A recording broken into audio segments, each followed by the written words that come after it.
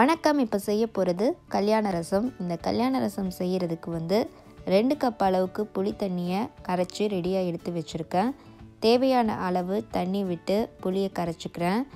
ஒரு தக்காளி பழத்தை நல்லா மிக்சியில் அரைச்சி அதை சேர்த்து நல்லா கலக்கிக்கலாம். ஒரு பெரிய நெல்லிக்காய் அளவு புளிக்கு ஒரு சின்ன தக்காளி பழம் போதுமானது. இப்போ உப்பும் சர்க்கரையும் சேர்த்து கலக்கிக்கலாம். புளி தண்ணி ரெடி ஆகிடுச்சு.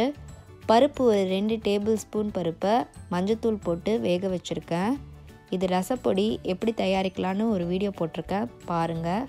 கரைச்சி வச்சுருக்க புளி தண்ணியை ஒரு கடாயில் ஊற்றி நல்லா புளி தண்ணியை வேக வைக்கலாம். புளி தண்ணி ஓரளவுக்கு வெந்த உடனே வேக வச்ச பருப்பை சேர்த்து கலக்கிக்கிறேன்.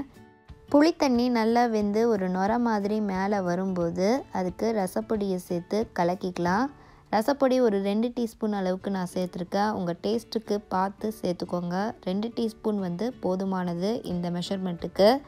ரசம் ரெடியாகிற சமயத்தில் நல்லா வெள்ளை நுர மாதிரி மேலே நிற்கும். அப்போ 2-3 பூண்டு தட்டி வச்சுருக்கேன் தோலோடு, அதை சேர்த்துக்கிறேன்.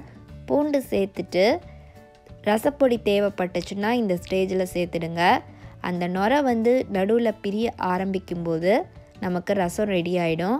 கடைசியாக தாளிக்கிறதுக்கு நெய் இல்லைன்னா எண்ணெய் யூஸ் பண்ணி கடுகு, கடலைப்பருப்பு, கருவேப்பிலை, பெருங்காயத்தூள் சேர்த்து நல்லா வறுத்து கொண்டு ரசத்தோடு கலக்கி விட்டுருங்க.